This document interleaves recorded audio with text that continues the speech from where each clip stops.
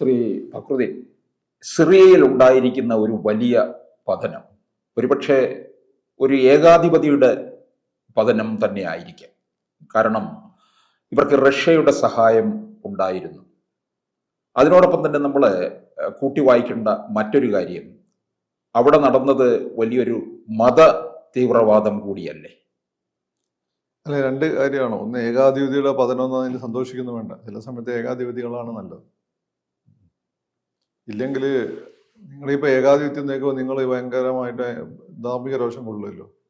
നിങ്ങൾ ലോകത്ത് ഏറ്റവും കൂടുതൽ ബഹുമാനിക്കുന്ന പലരും, നിങ്ങൾ സോവിയറ്റ് റഷ്യ എന്തായിരുന്നു അവിടെ? സ്റ്റാലിൻ്റെ ഏകാധിപത്യമായിരുന്നില്ലേ? പാർട്ടി വരണമെന്ന് വേണമെങ്കിൽ പറയാം, പക്ഷെ ഏകാധിപത്യമായിരുന്നു അവിടെ. പിന്നെ രണ്ട്, ചൈനയിൽ എന്താണ്? അതാത് സമയത്ത് ഭരിക്കുന്ന പ്രമുഖ ആളുകളുടെ ഏകാധിപത്യം തന്നെയാണ്. അത് പാർട്ടി ഉപയോഗിച്ചത് അങ്ങനെ ആക്കി മാറ്റുന്നു. മുസ്ലിം രാജ്യങ്ങളെല്ലാം ഏകാധിപത്യമാണ്. ജനാധിപത്യത്തിൽ അമേരിക്കയിൽ ഏകാധിപത്യം അല്ല എന്ന് പറയും, പക്ഷെ അമേരിക്കയിൽ കാര്യങ്ങൾ തീരുമാനിക്കുക മിലിറ്ററി ഇൻഡസ്ട്രിയൽ കോംപ്ലക്സ് ആണ്. അതിന് ഇവിടുത്തെ പിള്ളേർ ഇല്യൂമിനാറ്റി എന്ന് പറയും. ലോകത്തുള്ളത് ഏകാധിപത്യമാണ്. പിന്നെ ദുർബലമായ ജനാധിപത്യത്തെക്കാളും നല്ല ചിലപ്പോൾ ഏകാധിപത്യമായിരിക്കും. ദുർബലമായ കാരണം ജനാധിപത്യത്തിൽ ചിലപ്പോൾ നമുക്ക് എന്താ പ്രശ്നം എന്ന് വെച്ചാൽ, ഈ ജനാധിപത്യത്തെ വിലക്കെടുക്കാൻ എളുപ്പമാണ്. നാഞ്ഞൂലുകൾ വരെ വിഷം പിടിക്കുന്ന സംഭവമാണ് ജനാധിപത്യം എന്ന് വെച്ചാൽ.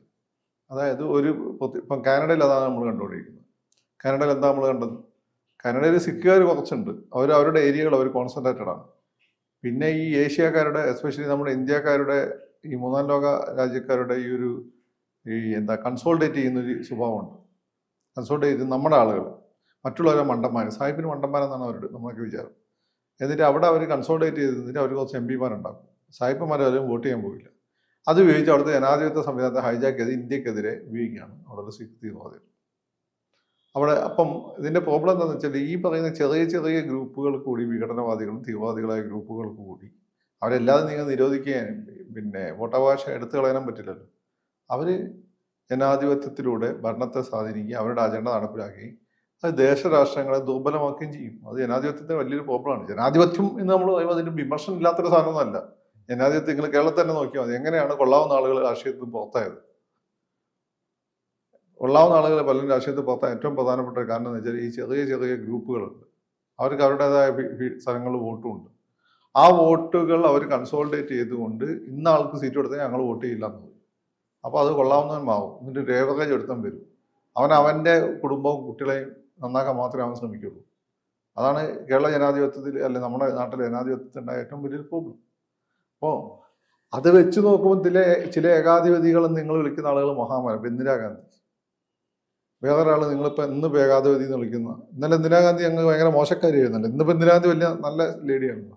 ഇന്നിപ്പോൾ മോഡി വന്നതിന് ശേഷം നരേന്ദ്രമോദി ഏകാധിപതി എന്ന് ചോദിച്ചാൽ, ഏകാധിപത്യത്തിൻ്റെ സ്വഭാവം അദ്ദേഹത്തിൻ്റെ ഭരണ സംവിധാനത്തിലുണ്ട്, ഇന്ദിരാഗാന്ധിയിലുണ്ടായിരുന്നു. ഇത്തരം ചില കാരണം ഇവർ അനാവശ്യമായ ഈ പറയുന്ന രാഷ്ട്രത്തിൻ്റെ മുന്നോട്ട് പോക്കിന് തടസ്സം നിൽക്കുന്ന, ഈ രാഷ്ട്രം ഉള്ളതുകൊണ്ടാണല്ലോ ഞാൻ നിങ്ങളൊക്കെ ഇവിടെ നിന്ന് സംസാരിക്കുന്നത്. ഇപ്പോൾ രാഷ്ട്രം എന്താ നോക്കുന്ന ആളുകളുണ്ടാവും. അല്ലേ സംസാരിക്കുന്നത്, തലയിൽ വന്ന് ബോംബ് വീഴും, ആരെയും വന്ന് വെട്ടിക്കൊന്നു പോകും, ഒരു സംഭവം ആരും ചോദിക്കാനുണ്ടാവില്ല. അതാണ് ഏറ്റവും ചുരുങ്ങിയ രാഷ്ട്രം. പിന്നെ നിങ്ങൾ വലിയ ജനാധിപത്യമൊക്കെ പറയുന്ന മറ്റുള്ളവന് അവൻ്റെ രാഷ്ട്രത്തെ പറ്റി ഫീൽ ഉണ്ടാവും. അവന് നിങ്ങൾ വലിയ ജനാധിപത്യം പറയുന്നത് നിങ്ങൾ എവിടെ വന്ന് കയറിയിട്ട് വെട്ടിക്കൊന്നിട്ട് അവൻ ഈ രാജ്യം കൂടി അവൻ പിടിച്ചെടുക്കും.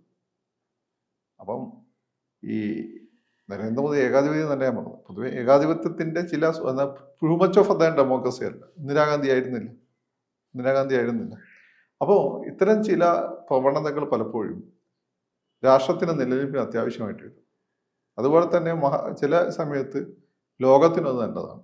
അതായിരുന്നു ബാഷർ അൽ അസദ്, അദ്ദേഹത്തിൻ്റെ വാപ്പ ഹാഫിസ്. ഇദ്ദേഹം ബാഷർ അൽ അസദ് രാഷ്ട്രീയക്കാരനല്ല, അദ്ദേഹം ഡോക്ടറായിരുന്നു. അദ്ദേഹത്തെ ചേട്ടൻ മരിച്ച സമയത്ത്, സഞ്ജയ് ഗാന്ധി മരിച്ചപ്പോൾ ഇന്ദിരാഗാന്ധി രാജീവ് ഗാന്ധിയെ കൊണ്ടുവന്ന പോലെ പ്രസിഡന്റായി കൊണ്ടുവന്നതായിരുന്നു.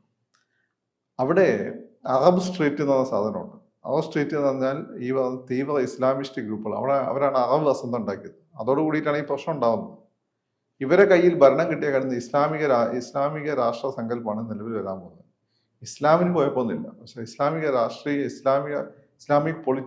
ഇസ്ലാമിസ്റ്റ് പൊളിറ്റിക്സ് എന്ന് പറഞ്ഞാൽ അത് ഒരു തരം ഏകാധിപത്യത്തെക്കാളും ഭീകരമായ മതമൗലികവാദവും വർഗീയവാദവും പൊടിക്ക് തീവ്രവാദവും കൂടിയിട്ടുള്ള അന്യമത വിദ്വേഷത്തിൽ അധിഷ്ഠിതമായ ഒന്നാണ്. അതിന് ഏറ്റവും നല്ല ഉദാഹരണമാണ് ബംഗ്ലാദേശിലെ ഹിന്ദുക്കളുടെ സ്ഥിതി അറിയാലോ.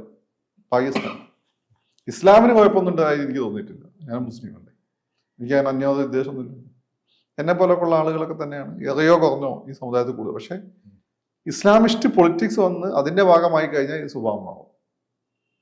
പിന്നെ അതിതീവ്ര മൗലികവാദത്തെയും വർഗീയവാദത്തിലേക്കും പിന്നെ എന്താണ് ഭീകരവാദത്തിലേക്കാണ് ഇത് പോകുക. അങ്ങനെയുള്ള ആളുകളാണ് ഇപ്പോൾ അവിടെ ഭരണം പിടിച്ചിരിക്കുന്നത്. അവർ കുറച്ചു കാലമായിട്ട് അറബ് സ്പ്രിംഗുമായിട്ട് ബന്ധപ്പെട്ട് 13 വർഷമായിട്ട് അവർ അവിടെ സമരത്തിലായിരുന്നു. അതിന് ബഷറിനെ രക്ഷപ്പെടുത്തിക്കൊണ്ട് റഷ്യയാണ്. ഇപ്പോൾ എന്ന് വെച്ചാൽ റഷ്യക്ക് അവിടെ ഒന്നും ചെയ്യാൻ പറ്റില്ല. റഷ്യ അധികം മിലിറ്ററി സപ്പോർട്ട് കൊടുത്തിരിക്കുന്ന ഏരിയൽ ബോംബാർഡ്മെന്റിലൊക്കെ ആയിരുന്നു. അന്ന് തൊട്ടേ ആ രാജ്യത്തിന്റെ പല പ്രദേശങ്ങളും ഇവരുടെ തീവ്രവാദികളുടെ കയ്യിലാണ്. അവിടെയാണ് IS ഒക്കെ രൂപം കൊണ്ടുവന്നിട്ടുള്ളത്. അപ്പം ഇവരിങ്ങനെ ഓരോരോ പതുക്കെ ഇങ്ങനെ കയറി വരിക. അതിൻ്റെ ഇടയ്ക്ക് റഷ്യയിൽ റഷ്യയും യുക്രൈനുമായിട്ട് യുദ്ധം തുടങ്ങിയ റഷ്യക്ക് ലിമിറ്റേഷൻസ് വന്നു. ഫലപ്രദമായി ഗ്രൗണ്ടിൽ ഇടപെടാൻ പറ്റിയില്ല. അപ്പോൾ ഇവർ കയറി വന്ന് നഗരങ്ങളൊക്കെ പിടിച്ചു. അലപ്പോ പിടിച്ചു. അങ്ങനെ നഗരങ്ങൾ പ്രധാനമായ ഡമാസ്കസ് പിടിക്കുന്നു. പിന്നെ റഷ്യയോട് എന്ത് ചെയ്യാനാണ്? ഏരിയൽ ബോംബാർഡ്മെന്റ് നടത്തി ഒരു പോപ്പുലേഷൻ മൊത്തം കൊല്ലാൻ പറ്റും? അത് ചെയ്യാൻ പറ്റില്ല. അപ്പോൾ അസദ് അവിടെ വിട്ടു. ഇല്ലെങ്കിൽ അയാൾക്ക് ഗദ്ദാഫിന്റെ അവസ്ഥ കഴിയുന്നു. കാരണം ഓൾറെഡി ഈ വെസ്റ്റേൺ രാജ്യങ്ങളുടെ കണ്ണിലൊക്കെ കരട് കൂടിയാണ് ഈ അസദും ഗദ്ദാഫിയും ഒക്കെ. അവർക്ക് അവരുടേതായ നെഗറ്റീവ്സ് ഒക്കെ ഉണ്ട്. പക്ഷേ ഈ പറഞ്ഞ ഇസ്ലാമിസ്റ്റ് രാഷ്ട്രീയത്തെ ഏറ്റവും കൂടുതൽ പേടിക്കുന്നത് വെസ്റ്റേൺ കൺട്രീസ് ആണ്. പക്ഷെ അങ്ങനെ പേടിക്കുമ്പോൾ അവരുടെ കച്ചവടം നടത്താൻ വേണ്ടി അവർ ഇതിനെ പ്രോത്സാഹിപ്പിക്കും. ഇപ്പോൾ ജമാഅത്തെ ഇസ്ലാമിനെ എവിടെ പ്രോത്സാഹിപ്പിച്ചു? ബംഗ്ലാദേശ് പ്രോത്സാഹിപ്പിച്ചതുണ്ടല്ലേ. ആ രീതിയിൽ പ്രോത്സാഹിപ്പിക്കും അവരുടെ ആവശ്യത്തിന് വേണ്ടിയിട്ട്. എന്നിട്ട് അവർ ബിടക്കാക്കി തണക്കാക്കും. ഇതിന് അവിടെ ഒന്നും സമാധാനം ഇല്ലാത്തൊരവസ്ഥ വരും. അവിടുത്തെ ആളുകൾ മൊത്തം ഇങ്ങനെ പരസ്പരം അടിച്ച് മരിക്കുന്ന ഒരവസ്ഥ വരും. അങ്ങനെ ലോകത്തിന്റെ പോപ്പുലേഷൻസ് കുറയും. അതൊക്കെ അവരുടെ പ്ലാനാണ്. വെസ്റ്റേൺ കൺട്രീസിന്റെ അനാർക്കി ഉണ്ടാക്കിയിട്ട് ലോകത്തിന്റെ പോപ്പുലേഷൻ കുറയുക. അവരുടെ ഒരു പഠനം അനുസരിച്ച് ലോകത്ത് ആപ്പടെ ഭൂമിക്ക് താങ്ങാൻ പറ്റുന്നത് 50 ലക്ഷം മനുഷ്യന്മാരെയാണ്. അതിലേക്ക് കുറച്ച് കൊണ്ടുവരണം. അദ്ദേഹം കുറച്ചുണ്ടാ പല വിദ്യകൾ അവർ ആലോചിക്കുന്നുണ്ട്. അതിലൊരു വിധിയാണ് ഈ പറയുന്ന ദേശരാഷ്ട്രങ്ങളെ ഛിന്നഭിന്നമാക്കിക്കളെ, ശക്തമായ ഭരണകൂടങ്ങളെ ഛിന്നഭിന്നമാക്കിക്കളെ. പിന്നെ വേറൊന്ന് അവിടെ ഉണ്ടായിരുന്ന ഒരു കമ്മ്യൂണിസ്റ്റ് സ്വഭാവമുള്ള ബാത്തിസ്റ്റ് പാർട്ടിയുടെ ഒരു ലീനിയേജാണ് ബഷറിന്റെ വാപ്പയും ബഷറും ഒക്കെ പിന്തുടരുന്നത്. പിന്നെ അവരതിൽ തെറ്റുന്നു. അതിൽപ്പെട്ട ആളുകളെ തന്നെ ഇവർ കൊല്ലുന്നൊക്കെ ഉണ്ട്. പക്ഷെ ഈ വന്ന ആളുകളെ വെച്ച് നോക്കുമ്പോൾ എത്ര ഭേദമാണ്. ഇത് നമ്മൾ കാണുന്നതെന്ന് വെച്ചാൽ ഒരു ഇസ്ലാമിസ്റ്റ് പൊളിറ്റിക്സ് കടന്നു വരിക. ഒരു മുസ്ലിം എന്ന രീതിയിൽ സന്തോഷിക്കണമെന്ന് വെച്ചാൽ നമ്മൾ സന്തോഷിക്കേണ്ടെന്ന് പറഞ്ഞു. കാരണം അത് ഇസ്ലാമിന് തന്നെയാണ് ഏറ്റവും വലിയത്. അന്യമത വിദ്വേഷത്തിൽ അധിഷ്ഠിതമാണ്. എവിടേക്ക് ഇസ്ലാമിസ്റ്റ് പൊളിറ്റിക്സ് വന്നിട്ടുണ്ടോ അത് അന്യമത വിദ്വേഷത്തിൽ അധിഷ്ഠിതം. ഇറാനിലാണെങ്കിലും. തുർക്കിയിൽ എന്തുകൊണ്ട് നടക്കുന്നില്ല എന്ന് വെച്ചാൽ തുർക്കിയിൽ അവിടുത്തെ പട്ടാളം എപ്പോഴും ശക്തമാണ്. അപ്പോൾ പട്ടാളത്തെ ഒരു പരിധി കൂടി കഴിഞ്ഞാൽ പട്ടാളം ഇടപെട്ട് എന്തെങ്കിലും ചെയ്യുമെന്നുള്ള പേടിച്ചിട്ടാണ് എർഡോഗാനെ ചെയ്തത്. എർഡോഗാന്റെ സപ്പോർട്ട് ഉണ്ട് ഈ പറഞ്ഞ അലയൻസിന് ഇപ്പോൾ. അപ്പം ഈ രാഷ്ട്രീയം ലോകത്തിന് അത്ര നല്ല സന്ദേശമല്ല നൽകുന്നത്. ഇസ്ലാമിസ്റ്റുകൾ ആ മേഖലയിൽ പതുക്കെ പിടിച്ചു നോക്കി പതുക്കെ സൗദി അറേബ്യയും ബഹ്റൈനും ഒക്കെ തന്നെ അവർ കീഴടക്കുകയും ചെയ്യും. അവിടെയുള്ള നിങ്ങളിപ്പം ജനാധിപത്യമാണ് പിന്നെ രാജാധിപത്യമാണ് നല്ലത്. സൗദി അറേബ്യയിലൊക്കെ തൽക്കാലം രാജാധിപത്യം തന്നെ നല്ലത്. അതുകൊണ്ടാണ് നമ്മളെ ആളുകൾക്ക് അവിടെ പോയി ജോലി ചെയ്യാൻ പറ്റുന്നത്. അവർ ഒരു തീവ്രവാദ രാജ്യമായി മാറാത്തത്. ഇസ്ലാമിസ്റ്റ് പൊളിറ്റിക്സ് ഈ സാധാരണക്കാരന്റെ രാഷ്ട്രീയം അവിടെ വന്നു കഴിഞ്ഞാൽ കാരണം ഈ സാധാരണക്കാരന്റെ ബോധത്തെ ആരാണ് നിർണ്ണയിക്കുന്നത്? ഇസ്ലാം പോലെയുള്ള ഒരു കമ്മ്യൂണിറ്റിയിൽ ഒരു ബോധത്തെ നിർണ്ണയിക്കും മുല്ലാമാരാണ്. മുല്ലാമാർക്ക് അവരുടെ താല്പര്യങ്ങളുണ്ടാവും. ക്രിസ്ത്യാനിറ്റി ഇപ്പോൾ ഒരുപാട് ആളുകൾക്ക് വിദ്യാഭ്യാസം കിട്ടിയോണ്ട് ഇപ്പം അച്ഛന്മാർ പറഞ്ഞ് വെസ്റ്റേണിലെ ആളുകൾ കേൾക്കണമെന്നില്ല വെസ്റ്റേൺ കൺട്രീസിൽ. പക്ഷെ അതുപോലല്ല ഇസ്ലാമിന് ആളുകൾ വിദ്യാഭ്യാസം കുറവാണ്, പൊതുവിദ്യാഭ്യാസം കുറവാണ്. അപ്പോൾ ഈ മുല്ലാക്കന്മാരാണ് കാര്യങ്ങൾ തീരുമാനിക്കുക. അപ്പൊ അതുകൊണ്ട് ഇതിൽ ഒരുപാട് അങ്ങ് ജനാധിപത്യമൊന്നും അത് സന്തോഷിക്കാനൊന്നുമില്ല. ഇത് ലോകത്തിന് അപകടം ചെയ്യുന്നൊരു മാറ്റമാണെന്ന് എനിക്ക് തോന്നുന്നു. കൂടുതൽ വാർത്തകളും വിശേഷങ്ങളും നിങ്ങളിലേക്ക് എത്താൻ ABC മലയാളം സബ്സ്ക്രൈബ് ചെയ്യുക, ബെൽ ബട്ടണും അമർത്തുക.